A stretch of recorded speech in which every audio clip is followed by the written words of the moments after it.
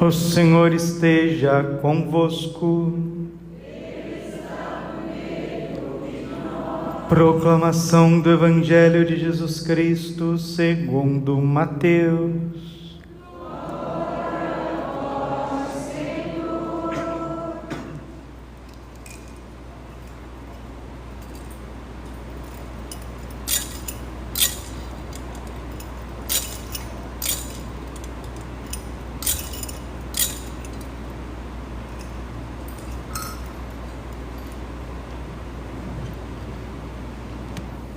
Naquele tempo, os discípulos de João aproximaram-se de Jesus e perguntaram: por que razão nós e os fariseus praticamos jejuns, mas os teus discípulos não?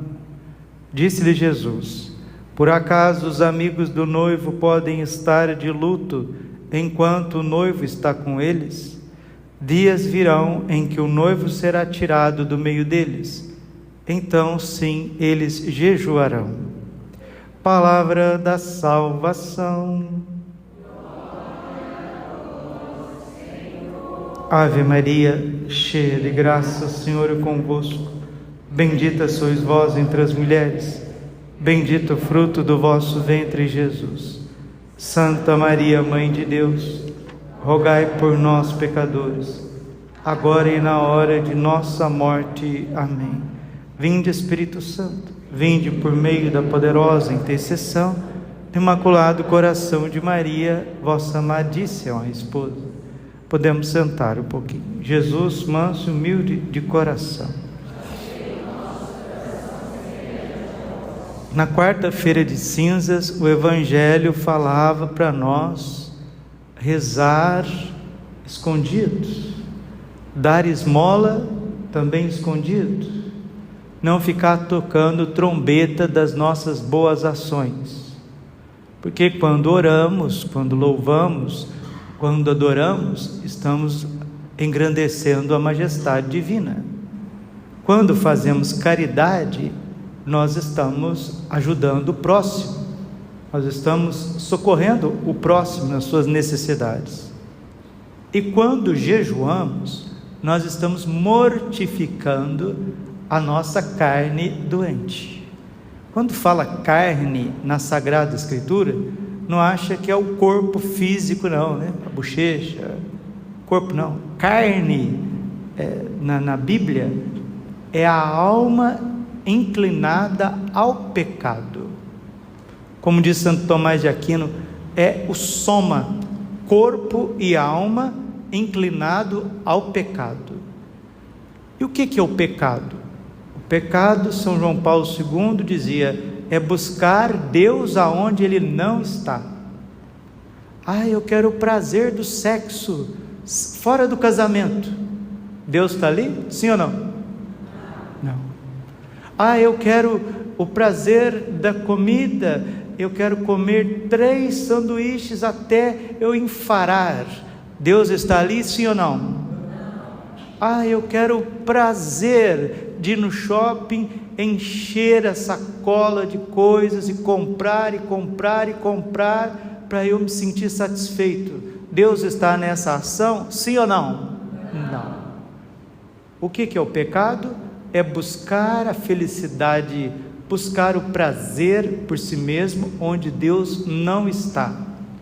Mas é totalmente diferente. Santo Agostinho é quem nos diz qual que é a diferença de um ato sexual de um marido e uma mulher e do ato sexual de uma prostituta. Santo Agostinho responde: fisicamente nenhum, espiritualmente total.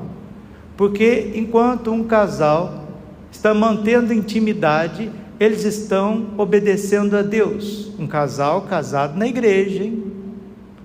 Porque intimidade sexual fora do matrimônio chama-se fornicação. Não, padre, mas eu já sou viúva, padre, eu já sou viúva, meu marido já morreu e agora eu não saio dos bailes. Eu já sou viúvo, padre, minha esposa já foi e eu já não saio do bar, porque ninguém é de ferro. Isso chama-se fornicação.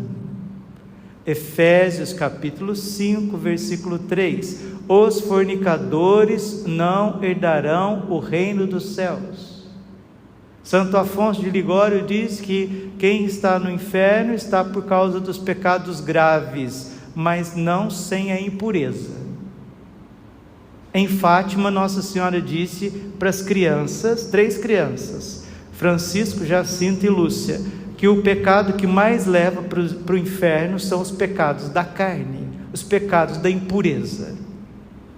Então, quando você tira a carne vermelha, o alimento carne vermelha, carne de frango, carne de porco, carne de caça, nas sextas-feiras, todas as sextas-feiras do ano, você está se unindo à paixão de Jesus Cristo e você está mortificando a sua concupiscência.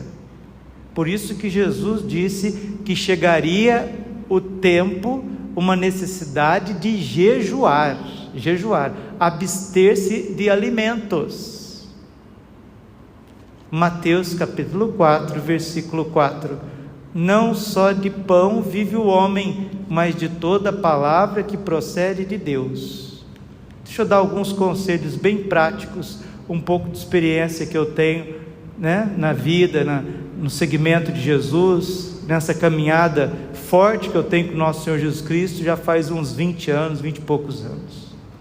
Não tem sentido você jejuar numa sexta-feira, se não for para meditar a paixão do Senhor. A melhor coisa que existe na vida é quando a gente deixa de comer as coisas para se alimentar da preciosa palavra de Deus. Vai vir fome? Pode ser que venha fome depois. Aí você toma uma aguinha de coco, você toma ali uma aguinha com limão, uma laranjada, aquilo te alimenta, aquilo é uma maravilha. O teu espírito fica leve, o espírito quer Deus. E todas as vezes que estamos jejuando, a carne, ou seja, a concupiscência, o soma, corpo e alma, inclinado ao mal, vai sendo mortificado. Não existe nada nessa terra mais poderoso para curar a alma ferida, a alma doente, do que o jejum. São Felipe Neri dizia: aquele que não refreia a sua boca jamais será santo. Vamos dizer juntos? Aquele que não refreia a sua boca jamais será santo. Então nós jejuamos para mortificar a concupiscência. Nós damos esmola, nós ajudamos o próximo, fazemos caridade, não somente para o nosso benefício, mas porque realmente a pessoa está precisando. Tive fome e me destes de comer, tive sede e me deste de beber, era peregrino e me acolheste, estava nu e me vestistes, eu estava preso e foste me visitar. Mas quando foi, Senhor, que eu te vi com fome, ou com sede, nu, peregrino, doente, cuidei de ti? Em verdade vos digo, ao menor destes meus irmãozinhos que fizerdes, foste a mim mesmo que fizeste. Então nós precisamos amar o próximo, porque o próximo precisa do nosso amor. Qual que é a regra de ouro do Evangelho? O que você quer que os outros te façam, faça a eles primeiro. O que você não quer que os outros te façam, então não faça a eles. Você quer que os outros fiquem falando da sua vida, sim ou não? Então não fala da vida dos outros. Você quer ser assaltado, sim ou não? De jeito nenhum. Então não assalta os outros. Você quer ser tratado com respeito e honestidade, sim ou não? Sim. Então trate as pessoas com respeito e honestidade. Você quer que as pessoas rezem por você, que intercedam para que você fique uma pessoa livre em Deus, cheia do Espírito Santo e possa exercer a sua missão nesse mundo, sim ou não? Sim. Então interceda pelos outros, principalmente pelos bispos, pelos padres, pelo Papa. Olha um ato de caridade nessa quaresma. O nosso Papa está enfermo. Aquele que tu amas está enfermo. É o que disseram para Jesus quando ele estava a caminho de Betânia, indo visitar Lázaro, que já tinha morrido, e Jesus permitiu que Lázaro morresse para que ele pudesse realizar o seu maior milagre, mais clamoroso, estupendo milagre, levantar um defunto que já fazia 4 dias que estava sendo velado e sepultado. Então nós podemos dizer para Jesus, todos os dias na nossa vida, no nosso rosário, nós podemos dizer ao nosso Senhor Jesus Cristo: Senhor, aquele que tu amas, Pedro, tu me amas? Amo, Senhor. Pedro, tu me amas? Amo, Senhor. Pedro, tu me amas? Tu sabes tudo, Senhor. Tu sabes que eu te amo. Então vai e apacenta as minhas ovelhas. Precisamos rezar pelo Papa, porque o Papa não é somente Jorge Mário Bergoglio, a pessoa física dele, filho do pai e da mamãe dele, argentino, de Buenos Aires. Não é somente aquela pessoa. Sim, nós temos que compadecer do ser humano que está ali, praticamente com um pulmão, e o pulmão que tem doente e padecendo de falta de ar, de asfixia. E não esqueça, queridos, o óbito de Jesus. Qual que foi o motivo da morte de Jesus na cruz? Jesus morreu com insuficiência respiratória. Jesus morreu sem ar, sufocado, porque ele já não tinha forças mais para respirar e já tinha perdido todo o seu sangue. É uma dor horrível, é desesperador isso. Rezemos pelo Papa em todas as santas missas, mas a gente já reza, Padre. Nós estamos na missa e nós já vamos rezar pelo Papa mesmo, mas não é essa oração genérica, essa é muito importante também, mas eu digo que é uma oração que vem do coração. Tenha misericórdia, Senhor, do Papa Francisco. E rezando pelo Papa Francisco, nós estamos rezando pelo sucessor de Pedro. Nós estamos rezando pelo futuro da Igreja Católica Apostólica Romana, porque é mais fácil, dizia o Padre Pio de Pietrelcina, é mais fácil que o mundo viva sem o sol do que sem o sacrifício da Santa Missa. E todo padre sabe que eu estou dizendo que quando a gente está enfermo e não consegue celebrar a missa, mesmo que recebemos Jesus na comunhão, aquela falta de não poder celebrar a missa, né? Aquela falta da missa presidida, né? Onde nós dizemos para Deus: isto é o meu corpo, este é o cálice do meu sangue. Um padre que celebra a missa todos os dias, o dia que ele não tem a missa é como o dia que o pai, a mãe mais carinhosa do mundo, não viu o seu filho. Ou o dia que o esposo mais carinhoso, a esposa mais carinhosa, não viu a esposa. Fica um vazio, fica uma estranheza. E agora o Papa está recebendo os cuidados, né? E recebendo também a Sagrada Comunhão. A Igreja jamais seguirá o seu rumo nesta terra sem um sucessor de Pedro. Rezemos muito pelo Papa, porque quando São Pedro foi preso, lá nos Atos dos Apóstolos, o que a Igreja fez por ele? Dobrou os joelhos e insistiu, suplicou, clamou, ofereceu sacrifícios, e o anjo do Senhor foi e libertou essa situação. Que seja feita a vontade de Deus na vida do Papa Francisco, mas nós podemos apressar a misericórdia de Deus com as nossas orações, sacrifícios e penitências. A nossa alma está doente e a quaresma é um tratamento intensivo. E como que nós vamos fazer esse tratamento? Como se dará isso nessa quaresma? 3 formas: oração para curar a nossa autossuficiência, nosso egoísmo, soberba e vaidade; esmola,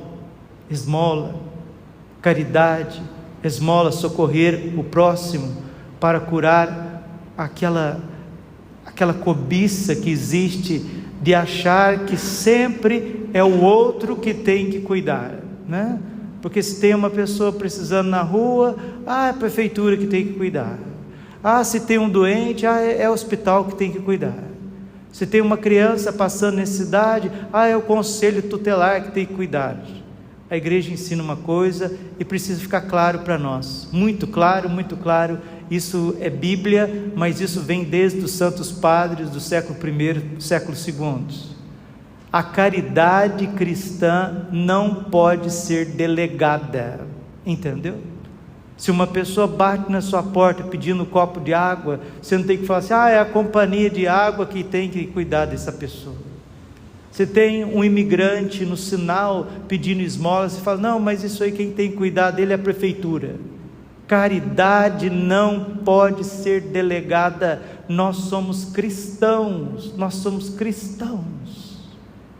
E os primeiros cristãos diziam, Christianus alter Christus, o cristão é um outro Cristo, e Jesus deu pão a quem tem fome, Jesus deu água a quem tem sede, a ponto de dizer em João 7,37, todo aquele que tem sede, vem a mim e beba, e do seu interior manarão rios de água viva.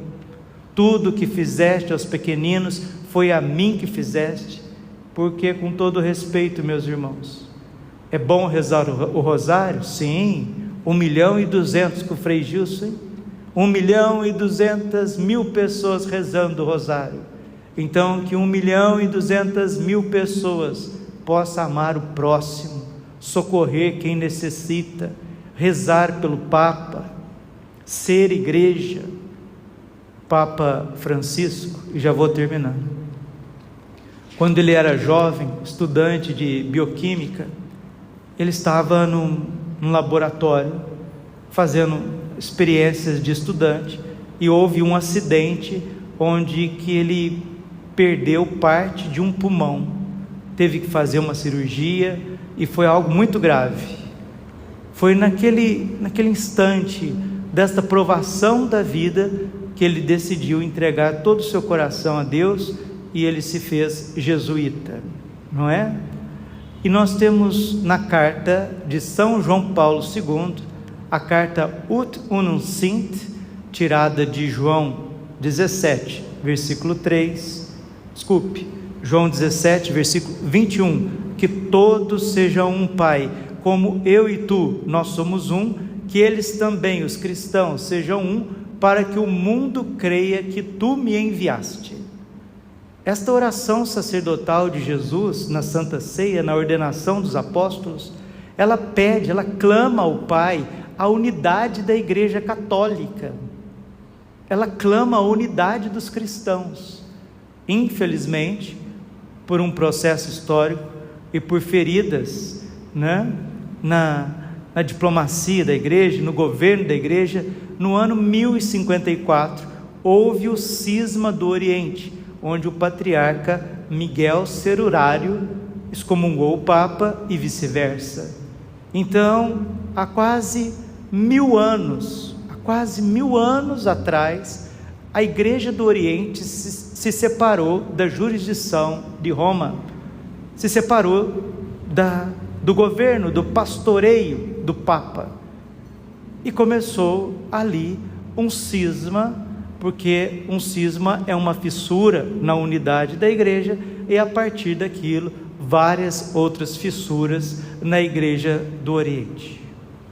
500 anos depois, praticamente 500 anos depois, 1517, um padre, um frei agostiniano alemão, chamado Martinho Lutero, também começa uma revolução diante da unidade da igreja, e cria o protestantismo, que protesta contra o Papa, contra o magistério e uma série de dogmas da nossa fé e de tradição, de costumes, etc.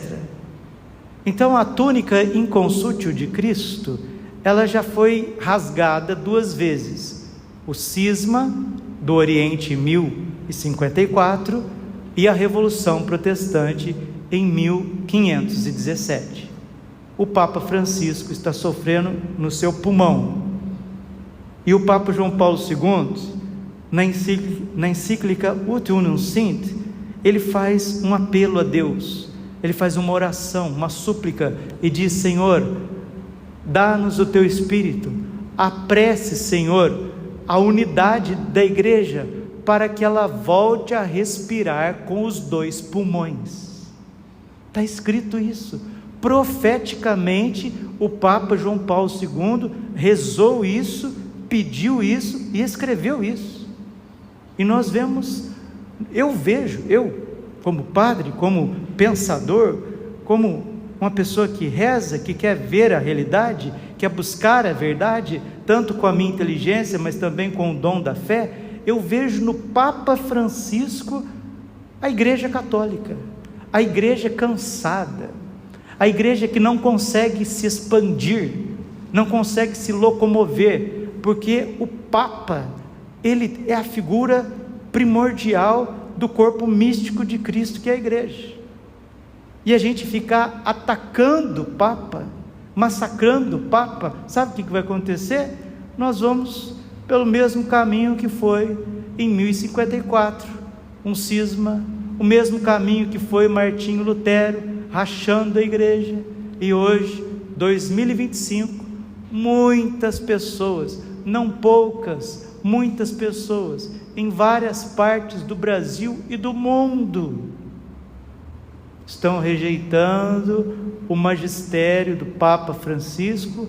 Alguns rejeitam desde João 23, os chamados sede-vacantistas, outros creem no papado até Bento XVI, e começa a dizer que o Papa Francisco não é legítimo sucessor de Pedro, e com uma série de argumentos, com uma série de respostas, com uma série de dialéticas e etc., mas quem vai sofrendo com tudo isso somos nós.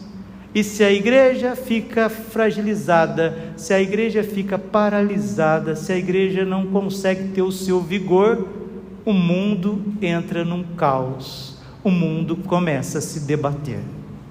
É mais fácil que exista o planeta Terra sem o Sol do que sem o sacrifício da missa. Os santos padres da igreja diziam: ubi Petrus, ubi Ecclesiae, ubi Christus. Onde está Pedro, está a igreja, e aonde está a igreja, está Jesus Cristo.